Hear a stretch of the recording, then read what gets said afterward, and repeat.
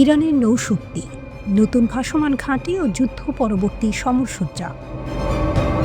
সাম্প্রতিককালে ইরান তার সামরিক ক্ষমতাকে এক নতুন স্তরে নিয়ে গেছে। ইসরায়েলের সাথে 12 দিনের যুদ্ধের মাত্র কয়েক মাস পর ইরান তার নৌবহরে একটি নতুন এবং উন্নত ভাসমান নৌঘাঁটি এবং একটি পুনরুদ্ধার করা বিধ্বংসী যুদ্ধ জাহাজ যুক্ত করেছে।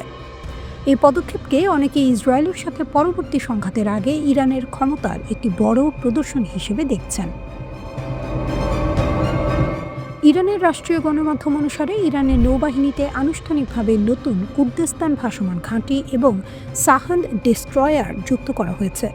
বিশেষ মনোযোগ আকর্ষণ করেছে পুনরুদ্ধার করা সাহান্দ ডেস্ট্রয়ারের উন্মোচন।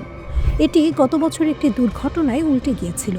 টানা 14 দিনের অবিরাম প্রযুক্তিগত কাজের মাধ্যমে ইরানি নৌ বিশেষজ্ঞরা এই ডেস্ট্রয়ারটিকে উদ্ধার ও মেরামত করতে সক্ষম হন। মেরামত করা এই ডেস্ট্রয়ারটি এখন যুদ্ধ প্রস্তুত অবস্থায় রয়েছে। এটিতে রয়েছে একটি হেলিকপ্টার ডেক, টর্পেডো লঞ্চার, বিমান বিধ্বংসী এবং জাহাজ বিধ্বংসী কামান, ভূমি থেকে ভূমি এবং ভূমি থেকে আকাশ ক্ষেপণাস্ত্র এবং উন্নত ইলেকট্রনিক যুদ্ধ ব্যবস্থা। ইরানে তৈরি এই স্টেলথ ডেস্ট্রয়ার সাহান্দ প্রথম 2018 সালের ডিসেম্বরে চালু করা হয়েছিল। এর সফল পুনরুদ্ধার ইরানের দেশীয় সামরিক শিল্পের অদম্য সক্ষমতার প্রতীক। ভাসমান শক্তি, কুর্দিস্তান ঘাঁটি। সাহান্দ ছাড়াও নৌবহরে যুক্ত হয়েছে কুর্দিস্তান ভাসমান ঘাঁটি। সমুদ্রের সামরিক এবং বেসামরিক উভয় ইউনিটকে বিস্তৃত সহায়তা দেওয়ার সক্ষমতা রয়েছে এই ঘাঁটির। এর অর্থ হল ইরান এখন দীর্ঘ দূরত্বে তার নৌ অভিযানকে আরও কার্যকরভাবে সমর্থন করতে পারবে, যা তার কৌশলগত প্রভাবকে বহুগুণ বাড়িয়ে দেবে। ইরানের সেনাপ্রধানের উপস্থিতিতে এই অনুষ্ঠানে আরও অসংখ্য পণ্য ও ব্যবস্থারও উন্মোচন করা হয়, যার মধ্যে ছিল ক্ষেপণাস্ত্র উৎক্ষেপণকারী ফ্রিগেট, বহুমুখী ড্রোন এবং স্মার্ট চালকবিহীন সাবমেরিন। ক্ষেপণাস্ত্র ও ড্রোন বিপ্লব, নিষেধাজ্ঞার মুখেও অপ্রতিরোধ্য। দশকের পর দশক ধরে পশ্চিমা নিষেধাজ্ঞার মুখে থাকা সত্ত্বেও ইরান একটি বিশাল দেশীয় অস্ত্রশিল্প গড়ে তুলেছে। তারা সম্পূর্ণ দেশীয় প্রযুক্তিতে তৈরি কিছু মারাত্মক দূরপাল্লার ক্ষেপণাস্ত্রেরও অধিকারী। এবছরের জুনে ইসরায়েলের সাথে যুদ্ধের সময় এই ইরানি ক্ষেপণাস্ত্রগুলি তাদের সামরিক শক্তি প্রমাণ করেছিল। বাধা দেওয়ার চেষ্টা সত্ত্বেও ইরানি ক্ষেপণাস্ত্রগুলি ইসরায়েলি প্রতিরক্ষা বাহিনী IDF এবং কৌশলগত লক্ষ্যবস্তুতে আঘাত হানতে সক্ষম হয়েছে। পশ্চিমা নিষেধাজ্ঞা ইরানের ড্রোন বিপ্লবকে থামাতে পারেনি। তেহরান যুদ্ধকালীন ড্রোনগুলিকে এখন কৌশলগত ক্ষমতার সম্পদে রূপান্তরিত করেছে। ইরান ইরাক যুদ্ধের সময় জন্ম নেওয়া মোহাজের ড্রোন পরিবার ছিল এই পরিবর্তনের প্রধান চালিত শক্তি। যা হালকা নজরদারি প্ল্যাটফর্ম হিসেবে শুরু হয়েছিল, তা আজ একটি বিস্তৃত UAV প্রোগ্রামে পরিণত হয়েছে। 4 দশকেরও বেশি সময় ধরে এই সিস্টেমটি উন্নত সামরিক ড্রোনের একটি সংগ্রহে বিকশিত হয়েছে। প্রথম মোহাজেরের কাজ ছিল শত্রুর অবস্থান ট্র্যাক করা এবং রিয়েল টাইমে রিপোর্ট করা। উন্নত ইঞ্জিন, শক্তিশালী এয়ারফ্রেম এবং নতুন প্যালোডের কার্যকারিতা বাড়িয়েছে। মোহাজের 6 এবং মোহাজের 10 স্ট্রাইক সক্ষমতা এবং নির্ভুল নির্দেশিত বিকল্প যুক্ত করেছে। মোহাজের প্রাথমিক মিশন এখনও গোয়েন্দা, নজরদারি ও পরিদর্শন। এটি দূরবর্তী অঞ্চল সুরক্ষিত করতে, সীমান্ত পর্যবেক্ষণ করতে এবং সন্ত্রাসীদের বিরুদ্ধে অভিযানে সহায়তা করে।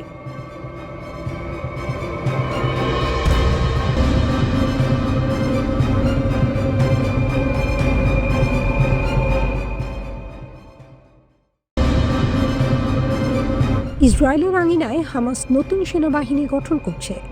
এই প্রশ্ন এখন পুরো অঞ্চলে আলোড়ন তুলেছে। আরব জাতির যোদ্ধারা হামাসের সাথে যোগ দিচ্ছে। এটি হামাসের শক্তিকে আরও বাড়িয়ে তুলছে। ইসরায়েল নতুন যুদ্ধের আশঙ্কায় নতুন বাহিনী গঠন করেছে, তবে হামাসের শক্তি বৃদ্ধি ইসরায়েলের সেই পরিকল্পনার সামনে বড় চ্যালেঞ্জ হয়ে দাঁড়িয়েছে। রিপোর্ট টাইমস অফ ইন্ডিয়ার। একটি ইসরায়েলি প্রতিবেদনে বলা হয়েছে, হিজবুল্লাহ এবং হামাস সামরিক সহযোগিতা বৃদ্ধি করেছে। এটি দুই শক্তিশালী সংগঠনের মধ্যে নতুন সমন্বয়ের ইঙ্গিত দেয়, যা ইসরায়েলের জন্য আরও উদ্বেগজনক। কান দাবি করেছে হামাস রাদওয়ান বাহিনীকে সমর্থন করার জন্য প্রস্তুত। যোদ্ধাদের একটি কোম্পানি গঠন করেছে। হামাস শুধু প্রতিরক্ষা নয়, আক্রমণাত্মক শক্তিও বাড়িয়ে তুলছে। প্রতিবেদনেও বলা হয়েছে যে নির্দেশ দেওয়া হলে শত শত হামাস যোদ্ধা হিজবুল্লাহর সাথে যোগ দিতে পারে। এর মানে হলো হামাসের যোদ্ধারা শুধু গাজায় নয়, পুরো অঞ্চলে কার্যকর একটি যুদ্ধক্ষম বাহিনী হয়ে উঠছে। দীর্ঘযুদ্ধে হামাসের মর্যাদা দুর্বল হওয়ার পর হিজবুল্লাহর সাথে কাজ করার পদক্ষেপ নেওয়া হয়েছে। কিন্তু বাস্তবে হামাস আবার সংগঠিত হচ্ছে এবং একাধিক দেশে নিজেদের শক্ত ঘাঁটি তৈরি করছে। ইসরায়েলের বিরুদ্ধে হিজবুল্লাহর যুদ্ধ প্রায় 2 বছর স্থায়ী হয়েছিল এবং গত নভেম্বরে শেষ হয়েছিল। সেই সময়কালে ইসরায়েল তার বেশিরভাগ হামলা হিজবুল্লাহ অবস্থানের উপর কেন্দ্রীভূত করেছিল, কিন্তু বিপরীতে হামাস লেবানন জুড়ে তার উপস্থিতি শক্তিশালী করতে সক্ষম হয়েছিল। এর মধ্যেই কান বলাচ্ছে হামাস তহবিল সংগ্রহ করছে এবং লেবাননের রকেট উৎপাদন সম্প্রসারণ করছে। এই কার্যক্রম 3টি শহরকে কেন্দ্র করে পরিচালিত হচ্ছে বলে জানা গেছে: টায়ার, সিডান এবং ত্রিপোলি। অর্থাৎ হামাস এখন বহু ফ্রন্টে প্রস্তুতি নিচ্ছে। বৈরুতে ইসরায়েলের কমান্ডার তাবতাবাইকে হত্যা করার একদিন পর এই প্রতিবেদন প্রকাশিত হয়েছে। ইরান সংশ্লিষ্ট হিজবুল্লাহ যোদ্ধারা ইসরায়েলের উপর প্রতিশোধমূলক হামলার কথা বিবেচনা করছে। বৈরুতে ইসরায়েলের প্রতিরক্ষা বাহিনী হিজবুল্লাহর চিফ অফ স্টাফকে হত্যা করার পর এটি করা হয়েছে। তবে হিজবুল্লাহ এখনও ঘোষণা করেনি যে তারা কিভাবে তাবতাবাইয়ের হত্যার প্রতিক্রিয়া জানাবে। হিজবুল্লাহ কর্মকর্তা মাহমুদ কামাতি বলেছেন, এই হামলা ইসরায়েলের আরেকটি যুদ্ধবিরতি লঙ্ঘন। হিজবুল্লাহ কর্মকর্তারা মার্কিন যুক্তরাষ্ট্রের সমর্থিত উত্তেজনা বৃদ্ধির জন্য ইসরায়েলকে অভিযুক্ত করেছেন। গত কয়েক মাসের মধ্যে দক্ষিণ বৈরুতে ইসরায়েলের এটি প্রথম হামলা। এমন এক সময়ে এই ঘটনা ঘটল যখন সম্প্রতি হিজবুল্লাহ সংশ্লিষ্ট ব্যক্তি ও নিশানার ওপর হামলা জোরদার করেছে ইসরায়েল। ইসরায়েলের কর্মকর্তাদের দাবি, হিজবুল্লাহ নিজেদের সামরিক ক্ষমতা পুনর্গঠন করার চেষ্টা করছে, চোরাপথে লেবাননে অস্ত্র আনছে এবং রকেট ও ক্ষেপণাস্ত্রের বিকল্প হিসেবে বিস্ফোরক ড্রোনের উৎপাদন বাড়াচ্ছে। এতে করে উত্তেজনা বাড়ার আশঙ্কা বেড়েছে।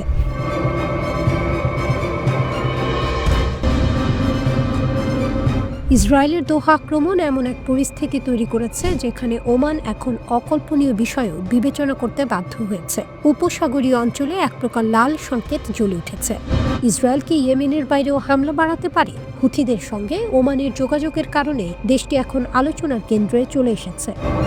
দোহা হামলার পর ইরানের মধ্যে শঙ্কা তৈরি হয়েছে, পরবর্তী লক্ষ্য কি তারা হতে পারে? উত্তেজিত ইসরায়েল কি সত্যিই মাস্কাটে থাকা হুথি কর্মকর্তাদের লক্ষ্যবস্তু করতে পারে? ভুল তথ্য ও বিভ্রান্তিকর প্রচারণা এমন একটি যুদ্ধক্ষেত্র তৈরি করছে যা ওমানের ওপর ইসরায়েলে হামলার ঝুঁকি বাড়াচ্ছে। বহিরাগত নিরাপদ আশ্রয়স্থল এমন অভিযোগ এখন ওমানি কর্মকর্তাদের চিন্তায় ফেলেছে বলে বিভিন্ন প্রতিবেদনে বলা হয়েছে। হামাস কর্মকর্তাদের ওপর ইসরায়েলের ওই অভূতপূর্ব দোহা হামলা উপসাগরীয় দেশগুলোর বহু বছরের ধারণাকে নাড়া দিয়েছে। দোহা ঘটনার পর ওমান এখন নিশ্চিত ভুল তথ্য কি সালতানাতের ওপর হামলার অজুহাত হিসেবে ব্যবহার হতে পারে। হুথিদের নিয়ে বিভিন্ন মিথ্যা দাবির কারণে মাস্কাট সতর্ক অবস্থায় আছে। এই ধরনের দাবি ভবিষ্যতের ইসরায়েলে হামলার ভয় বাড়িয়ে তুলছে। দোহার বিস্ফোরণের পর ওমান এখন ইসরায়েলকে দুর্বৃত্ত ও বিপজ্জনক রাষ্ট্র হিসেবে দেখছে, এমন তথ্য আনওয়াজ মিডিয়া জানিয়েছে। প্রশ্ন উঠেছে, ইসরায়েল কি সত্যিই ওমানে থাকা হুথিদের লক্ষ্যবস্তু করতে পারে? দোহা ঘটনার পর ওমানি কর্মকর্তারা এখন এই সম্ভাবনাও বিবেচনা করছেন যে হুথি নেতাদের ওপর ইসরায়েলি হামলা ওমানের ভেতরেই হতে পারে। ইসরায়েলের দৃষ্টিতে হুথিরা একটি সন্ত্রাসী সংগঠন, এমন ধারণা আন্তঃসীমান্ত হামলার আশঙ্কা আরও বাড়াচ্ছে। ওমানকে এখন নিজের মাটিতে হামলার সম্ভাবনা নিয়ে প্রস্তুত থাকতে হচ্ছে, এমনটাই বলছে আনওয়াজ মিডিয়ার বিশ্লেষকরা। ইসরায়েল দাবি করছে মাস্কাটে থাকা কিছু হুথি নেতা নাকি বাইরের আক্রমণ পরিচালনায় যুক্ত। তারা আরও দাবি করেছে যে নেতানিয়াহুর সরকার মনে করে ওমানের ভেতরে নাকি বিশৃঙ্খলা তৈরির উৎস রয়েছে। ওমান এখন কাজ করছে যাতে হুথি চ্যানেলগুলি শান্ত ও নিয়ন্ত্রিত থাকে, যাতে ইসরায়েল কোনো অজুহাত না পায়। মধ্যস্থতা কেন্দ্র ও সরকারি স্থাপনাগুলোর চারপাশে নিরাপত্তা বাড়ানো হচ্ছে।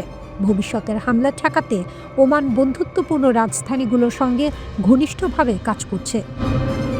তবে একজন ওমানি গবেষক বলেছেন, মাস্কাটে এখন ডানপন্থী চরমপন্থী ইসরায়েলের সাথে কোনোভাবে শান্তি কল্পনা করতে পারছে না। দোহা হামলা ওমানের হুমকি ধারণাকে পুরোপুরি বদলে দিয়েছে।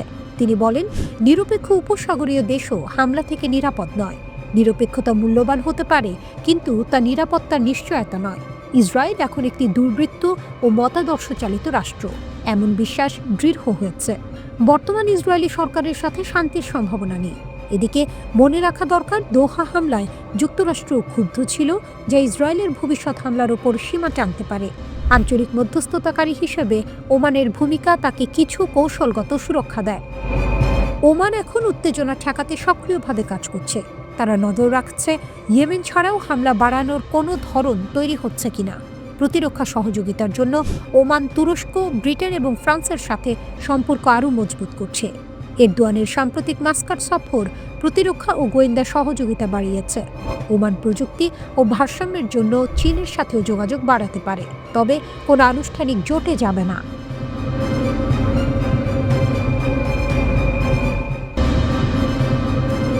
ট্রাম্প ইসরায়েলের আপত্তি উপেক্ষা করে গাজা নিয়ে ঐতিহাসিক প্রস্তাব এগিয়ে নিচ্ছেন। মুসলিম বিশ্ব বড় জয় পেয়েছে, কারণ যুক্তরাষ্ট্র প্রথমবার স্পষ্টভাবে ফিলিস্তিনি রাষ্ট্রের কথা বলছে। ওয়াশিংটন জানিয়ে দিয়েছে, ইসরায়েলের জন্য গাজা শান্তি পরিকল্পনার ভাষা কোনোভাবেই পরিবর্তন করা হবে না। ফিলিস্তিন রাষ্ট্র নিয়ে ইসরায়েল বনাম যুক্তরাষ্ট্র এক নতুন রাজনৈতিক লড়াই শুরু হয়েছে। গাজা বিষয়ক জাতিসংঘের ভোটের আগে ওয়াশিংটন স্পষ্টভাবে ইসরায়েলের চাপ অগ্রাহ্য করছে। ইসরায়েলি কর্মকর্তারা বলছেন, যুক্তরাষ্ট্র ফিলিস্তিন রাষ্ট্রের বিষয়ে পাঠ্য পরিবর্তন করতে রাজি হয়নি।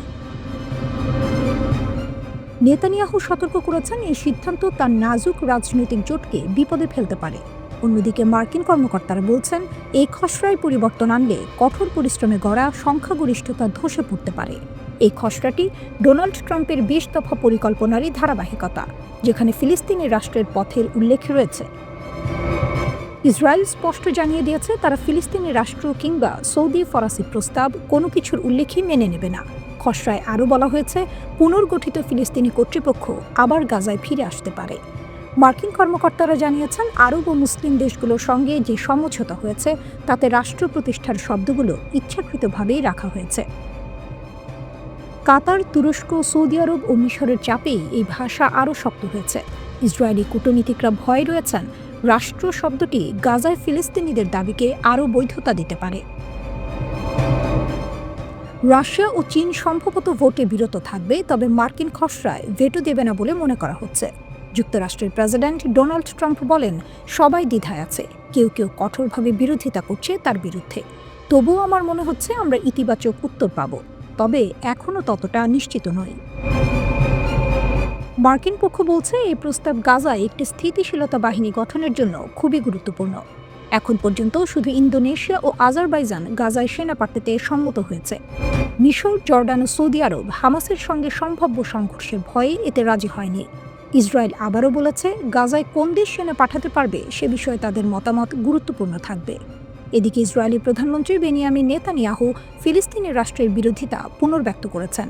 ইসরায়েলি প্রধানমন্ত্রী বেনিয়ামিন নেতানিয়াহু বলেন, গাজার যে অংশ হামাসের নিয়ন্ত্রণে সেটি নিরস্ত্রীকরণের বিষয়টি ২০ দফা পরিকল্পনাতেও ছিল না, অন্য কোনো নথিতেও নয়। এই এলাকা নিরস্ত্রীকৃত হবে এবং হামাসকে নিরস্ত্র করা হবে। সহজ পথে হোক বা কঠিন পথে, এটি হবে। এটা আমি বলেছি, এটা প্রেসিডেন্ট ট্রাম্পও বলেছেন। আর ফিলিস্তিন রাষ্ট্রের ব্যাপারে জর্ডান নদীর পশ্চিমে কোনো ফিলিস্তিনি রাষ্ট্র গঠনে আমাদের আপত্তি আগের মতোই কঠোর। এই অবস্থান বদলায়নি। দশকের পর দশক বাইরের ও ভেতরের চাপের বিরুদ্ধে আমি এই অবস্থান ধরে রেখেছি, তাই আমার কারো পরামর্শ, টুইট বা বক্তৃতার দরকার নেই।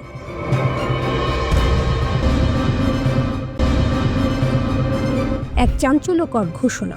অবশেষে ইরান জানালো কিভাবে রাশিয়া তাদের ইসরায়েল মার্কিন জোটের বিরুদ্ধে সহায়তা করেছে। 12 দিনের সেই আগুন ঝড়ের যুদ্ধ, যেখানে তেহরান মুখোমুখি হয়েছিল দুই পরাশক্তির, তার ভেতরের গল্প এবার ক্যামেরার সামনে তুলে ধরল ইরান। প্রশ্ন এখন সরাসরি, তাহলে কি রাশিয়ার সহায়তায় ইরান পরাজিত করেছে যুক্তরাষ্ট্র ও ইসরায়েলকে? রাশিয়ায় নিযুক্ত ইরানের রাষ্ট্রদূত এক বিস্ময়কর স্বীকারোক্তি দিয়েছেন। তিনি প্রকাশ্যে বলেছেন, কিভাবে তেহরান সেই 12 দিনের যুদ্ধে জয়ী হয়েছিল ইসরায়েল ও যুক্তরাষ্ট্রের বিরুদ্ধে। তার দাবি, মস্কো যুদ্ধের সময় অত্যন্ত কার্যকর রাজনৈতিক ও কূটনৈতিক ভূমিকা রেখেছিল, যা ইরানের অবস্থানকে আরও শক্তিশালী করে। রাষ্ট্রদূত কাজেম জালালি বলেন, রাশিয়ার 3টি গুরুত্বপূর্ণ বিবৃতি এবং জাতিসংঘ নিরাপত্তা পরিষদে পাওয়া সমর্থন ছিল ইরানের পক্ষে সবচেয়ে বড় সহায়তা। তার ভাষায়, মস্কো ও তেহরান যে প্রতিরক্ষা সম্পর্ক এগিয়ে নিয়ে যাচ্ছে তা সম্পূর্ণ পরিকল্পনা অনুযায়ী চলছে। জালালি আরও জানান, শত্রুরা মরিয়া হয়ে চেষ্টা করছে রাশিয়া ইরানের এই বাড়তে থাকা সহযোগিতার প্রকৃত শক্তি ও বিস্তারিত জানার। তাদের এই কৌতূহলী প্রমাণ করে এই জোট কতটা দৃঢ়, কতটা ভয়ঙ্কর। তিনি বলেন, জুনে ইসরায়েলের আঘাতের আগে ইরান কখনো রাশিয়ার কাছে S-400 চায়নি। এটি দেখায় যে ইরানের আত্মবিশ্বাস কতটা শক্ত আর রাশিয়ার সহযোগিতা কতটা গভীর পরিকল্পনায় বাঁধা। তিনি নিশ্চিত করে বলেন, অন্যান্য সামরিক প্রকল্প নীরবে নির্দিষ্ট সময়সূচি অনুযায়ী এগিয়ে চলছে। জালালি ব্যাখ্যা করেন, রাশিয়া ইরানের চুক্তিগুলো বেলারুশ বা উত্তর কোরিয়ার সঙ্গে হওয়া চুক্তির মতো নয়। এই সহযোগিতা সম্পূর্ণ নতুন কাঠামোতে আরও কৌশলগত ভিত্তিতে গড়ে উঠেছে। রাশিয়ার প্রস্তাবিত যৌথ প্রতিরক্ষা উদ্যোগগুলো এখনও প্রাথমিক পর্যায়ে, তবে এটি ভবিষ্যতের আরও বড় জোটের ইঙ্গিত দিচ্ছে। এখানেই তিনি পশ্চিমা বিশ্বের দিকে আঙুল তোলেন। তার দাবি, ইসলামী বিপ্লবের পর পশ্চিমা দেশগুলোর দীর্ঘদিনের অবমূল্যায়ন ও প্রতারণায় ইরানকে রাশিয়ার আরও কাছে ঠেলে দিয়েছে। একইভাবে রাশিয়ার ওপর পশ্চিমা নিষেধাজ্ঞাও দুই দেশের কৌশলগত ভবিষ্যৎকে আরও ঘনিষ্ঠ করে তুলেছে। জালালি জোর দিয়ে বলেন, ইরান ও রাশিয়া একতরফা ক্ষমতার বিরোধী। দুই দেশই বাস্তব বহুপাক্ষিকতার পক্ষে দাঁড়িয়েছে। তিনি যোগ করেন, ইরান সবসময় আলোচনা টেবিলে যায় সম্মান নিয়ে, মাথা উঁচু করে। সিরিয়া প্রসঙ্গও আসে। রাষ্ট্রদূত বলেন, সিরিয়ার জনগণ ইরানের বন্ধু ও ভাই। তেহরান দামেস্ক সম্পর্ক গড়ে ওঠে ইরানের নিজস্ব সিদ্ধান্তে, তবে রাশিয়ার সঙ্গে ঘনিষ্ঠ পরামর্শ করে এই ত্রিমুখী সমন্বয় মধ্যপ্রাচ্যে শক্তির নতুন মানচিত্র তৈরি করছে। জালালি আরও জানান, আজকের ইরান ও রাশিয়া নিজেদের সম্পর্ক নতুন কাঠামোয় গড়ে তুলছে। দুই দেশের জনগণের মাঝে জন অধিকারের কূটনীতি ও বেসরকারি খাতের সংযোগ এই বিশ্বাসকে আরও গভীর করছে। ইরান ও রাশিয়া এখন শুধু সহযোগী নয়, বরং একটি শক্ত জোট, যার কৌশল, পরিকল্পনা ও ঐক্য পশ্চিমা বিশ্বের চোখে বিশ্বের মতো। এই জোটের প্রত্যেকটি পদক্ষেপ মধ্যপ্রাচ্যের শক্তির ভারসাম্য বদলে দিচ্ছে এক রোমহর্ষক বাস্তবতায়।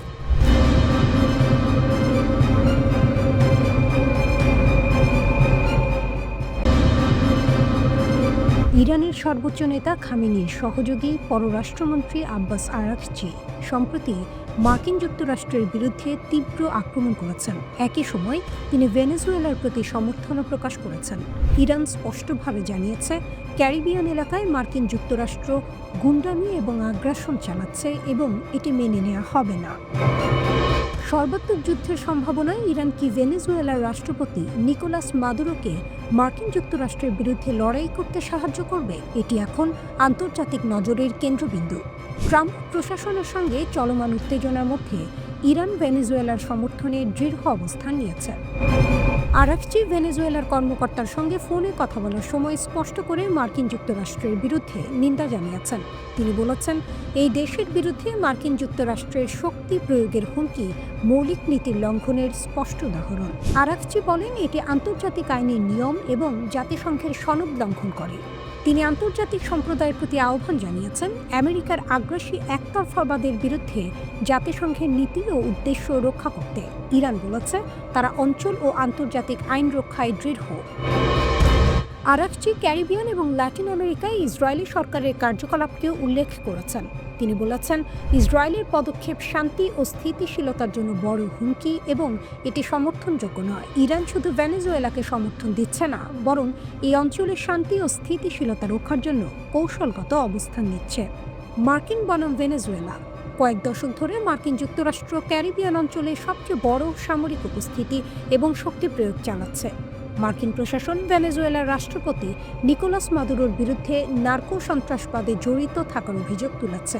ট্রাম্প প্রশাসন মাদুরোর গ্রেপ্তারের জন্য $50 মিলিয়ন পুরস্কার ঘোষণা করেছে এবং 10টিরও বেশি মাদক বহনকারী নৌকা এর উপর হামলা চালিয়েছে।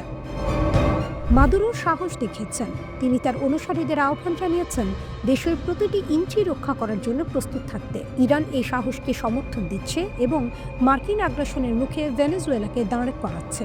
ইরানের এই কৌশল ও শক্তি দেখাচ্ছে যে তারা শুধু নিজস্ব অঞ্চলে নয়, বিশ্বজুড়ে প্রতিপক্ষের আগ্রাসন রোধে সক্রিয়। ইরানের রাজনৈতিক ও কৌশলগত শক্তি ভেনেজুয়েলা এবং অন্যান্য সহযোগী দেশকে নিরাপত্তা এবং সমর্থন দিচ্ছে। মার্কিন আগ্রাসন মোকাবিলায় ইরান প্রমাণ করছে তারা আন্তর্জাতিক ক্ষমতা এবং সামরিক কৌশলের মাধ্যমে সাহায্য করতে প্রস্তুত। এই উত্তেজনার মধ্যে ইরান স্পষ্ট বার্তা দিয়েছে, তারা সাহসী, শক্তিশালী এবং আন্তর্জাতিক শান্তি রক্ষায় প্রতিশ্রুতিবদ্ধ। মার্কিন যুক্তরাষ্ট্র যতই চাপ দিক, ইরান এবং তার মিত্ররা স্থির অবস্থানে থাকবে।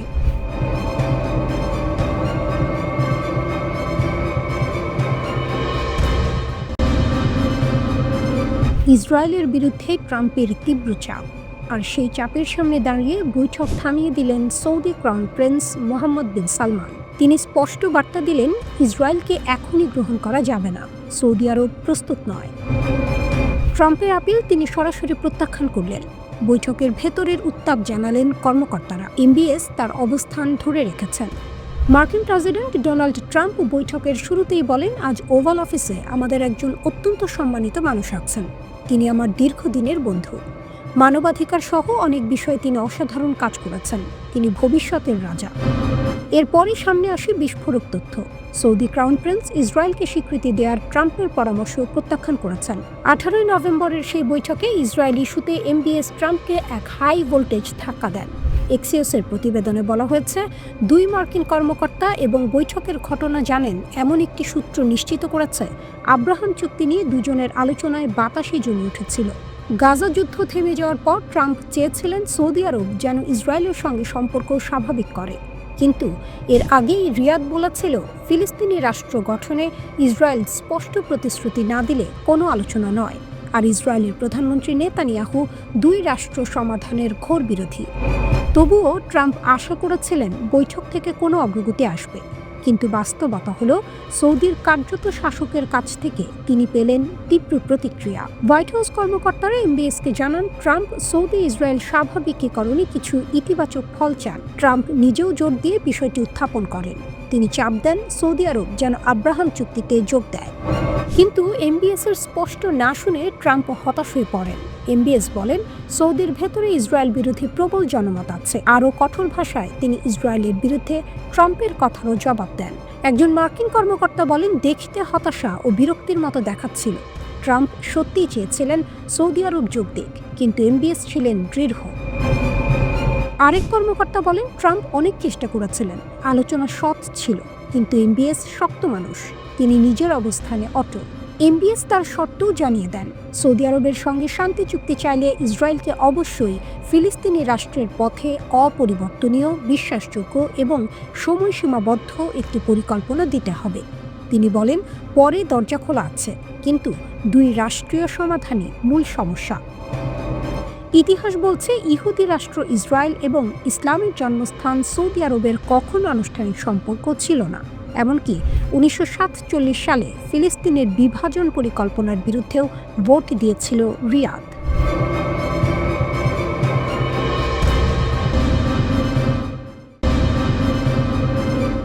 গাজার যুদ্ধবিরতি ভেঙে মাত্র কয়েক ঘন্টার মধ্যেই নতুন করে সহিংসতা ছড়িয়ে পড়েছে। ইসরায়েল জানায়, হামাস যোদ্ধারা প্রথমে গুলি চালিয়েছে, এরপরেই ইসরায়েল স্ট্রাইকস ব্যাক শিরোনামে খবর ছড়িয়ে পড়ে, যেখানে বলা হয় ইসরায়েলি হামলায় অন্তত 21 জন নিহত হয়েছে। হামাস ইসরায়েলের এই আচরণকে বিপজ্জনক উত্তেজনা বলে সতর্ক করেছে। তাদের মতে, যুদ্ধ বিমান দিয়ে গাজায় বোমা বর্ষণ করে ইসরায়েল শান্তি চুক্তিকে অমান্য করেছে এবং পরিস্থিতিকে আরও খারাপ করছে। ইসরায়েল আবার বলছে, তারা শুধু প্রতিক্রিয়া দেখিয়েছে।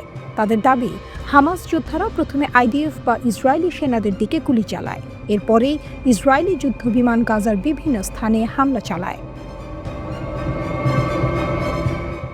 এই পরিস্থিতিতে মার্কিন প্রেসিডেন্ট ডোনাল্ড ট্রাম্প প্রকাশ্যে ইসরায়েলকে সমর্থন দিয়েছেন। এক মার্কিন কর্মকর্তা বলেন, হামাসই প্রথমে যুদ্ধবিরতি ভঙ্গ করেছে, সেই কারণেই যুক্তরাষ্ট্র ইসরায়েলের সামরিক পদক্ষেপকে সমর্থন করছে। ইসরায়েলের সেনাবাহিনী জানায়, তাদের স্থলবাহিনীর ওপর হামাসের গুলির খবর পাওয়ার পরেই যুদ্ধ বিমান দিয়ে গাজার একাধিক জায়গায় আঘাত হানা হয়। অন্যদিকে হামাস বিবৃতি দিয়ে বলে, ইসরায়েল অযৌক্তিকভাবে সামরিক হামলা চালিয়েছে, যা তাদের ভাষায় একটি বিপজ্জনক বৃদ্ধি বা উত্তেজনা বাড়ানোর চেষ্টা। হামাস আরও অভিযোগ করে, ইসরায়েলের প্রধানমন্ত্রী বেনিয়ামিন নেতানিয়াহু ইচ্ছা করেই পরিস্থিতি উত্তপ্ত করে তুলছেন এবং গাজায় সহিংসতা আবার শুরু করতে চাইছেন। ইসরায়েলি কর্মকর্তারা বলেন, এই প্রতিশোধমূলক হামলা ছিল হামাসের সশস্ত্র যোদ্ধাদের গুলির জবাব। তারা অভিযোগ করে যে হামাস আইডিএফের ভেতরকার এলাকায় গুলি চালিয়েছে। গাজার সিভিল ডিফেন্স জানিয়েছে, সর্বশেষ হামলায় অন্তত 21 জন নিহত হয়েছে, যার মধ্যে নারী ও শিশুও রয়েছে। এই মৃত্যুর সংখ্যা বাড়তে পারে বলেও তারা আশঙ্কা করছে। একজন মার্কিন কর্মকর্তা দ্য টাইমস অফ ইসরায়েলকে বলেন, ওয়াশিংটন স্পষ্টভাবে ইসরায়েলের পদক্ষেপকে সমর্থন করছে। ওই কর্মকর্তা দাবি করেন, হামাসের কার্যক্রম ট্রাম্পের জাতিসংঘ সমর্থনহীন শান্তি প্রস্তাবের প্রতি ক্ষোভ থেকেই ঘটছে। মার্কিন প্রশাসনের আরও দাবি, যুদ্ধবিরতি চুক্তি সইয়ের আগে হামাস অস্ত্র সমর্পণের প্রতিশ্রুতি দিয়েছিল, কিন্তু হামাস পরিষ্কারভাবে এই দাবি অস্বীকার করেছে। তাদের অভিযোগ, যুক্তরাষ্ট্র রাজনৈতিক চাপ দিয়ে তাদের উপর শর্ত চাপিয়ে দিতে চাইছে। হামাস জানায় যুদ্ধবিরতি শুরুর পর থেকে ইসরায়েল ইতোমধ্যে ৩০০ জনের বেশি ফিলিস্তিনিকে হত্যা করেছে। তাদের মতে এই সংখ্যাই প্রমাণ করে কে যুদ্ধবিরতি লঙ্ঘন করছে। হামাস যুক্তরাষ্ট্রকে আহ্বান জানায় ইসরায়েলকে নিয়ন্ত্রণে আনতে হবে, না হলে পরিস্থিতি আরও খারাপ হবে। তারা মিশর, কাতার এবং তুরস্ককে চুক্তির গ্যারান্টর হিসেবে দায়িত্ব পালনের অনুরোধ জানায়। অন্যদিকে লেবাননে হিজবুল্লাহর ঘাঁটিতেও নতুন করে ইসরায়েলি হামলা হয়েছে, যদিও সেখানে ১ বছরেরও বেশি সময় ধরে যুদ্ধবিরতি চলছে। ইসরায়েল দাবি করে হিজবুল্লাহর দিক থেকেও তাদের সেনাদের ওপর হামলার চেষ্টা হয়েছিল, তাই প্রতিক্রিয়া হিসেবে এসব আঘাত হানা হয়েছে। আইডিএফ দাবি করে তাদের সব হামলাই ছিল প্রতিরক্ষামূলক এবং তাদের স্থলবাহিনীকে রক্ষা করার উদ্দেশ্যে নেওয়া পদক্ষেপ।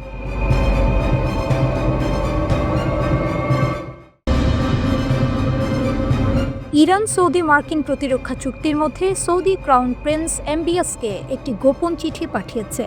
ট্রাম্প যখন সৌদিকে উদ্দেশ্য করে প্রকাশ্যে ইরান নিয়ে মন্তব্য করেন, তখন ইরান এই বড় পদক্ষেপটি নেয়। এখন প্রশ্ন উঠছে, সৌদি আরব কি ইরান মার্কিন নতুন সমঝোতার মধ্যস্থতাকারী হতে যাচ্ছে? ইরানের পক্ষ থেকে জানানো হয়েছে, ইরানের রাষ্ট্রপতি পেজেশকিয়ান সৌদি ক্রাউন প্রিন্স এমবিএসের কাছে একটি বিশেষ বার্তা পাঠিয়েছেন।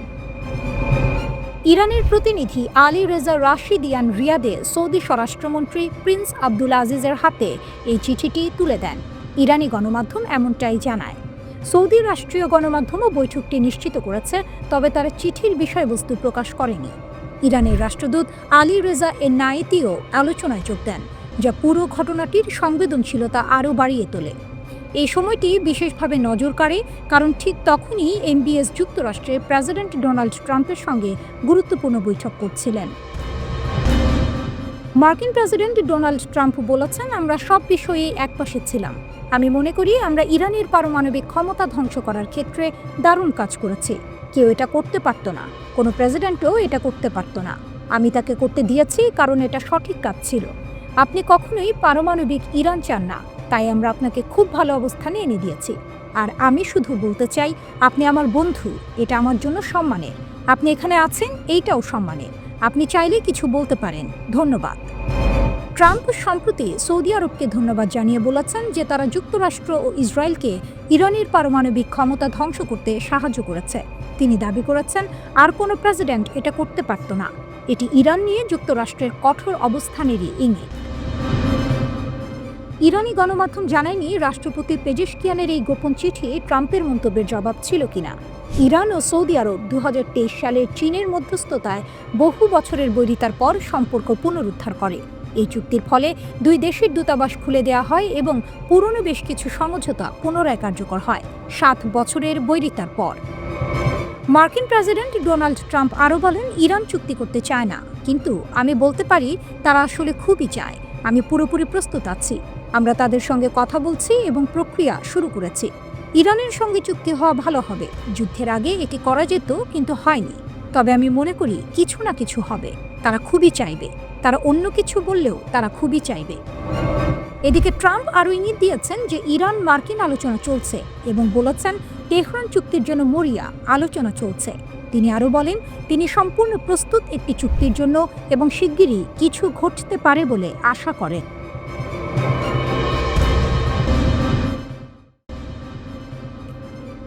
ইরানের ফিরে আসা আত্মবিশ্বাস, আঞ্চলিক ভূ রাজনীতিতে নতুন মোড়। ওয়াশিংটন ইনস্টিটিউটের এক বিশ্লেষণ অনুযায়ী ইরানের নেতারা তাদের প্রতিবেশী ও পশ্চিমা প্রতিপক্ষদের সঙ্গে একটি উচ্চ আত্মবিশ্বাসী অবস্থান গ্রহণ করেছেন। গত জুনে ইসরায়েলের বিরুদ্ধে ১২ দিনের যুদ্ধ এর পর তেহরানের নেতৃত্ব এখন বিজয়ী মনোভাব দেখাচ্ছে। তারা দৃঢ়ভাবে ঘোষণা করছে ইরান ইসরায়েলের মোকাবিলা করতে সক্ষম। এই নতুন আত্মবিশ্বাস মার্কিন নীতি নির্ধারকদের সামনে ইরানকে মোকাবিলার কঠিন কাজটি আরও জটিল করে তুলেছে।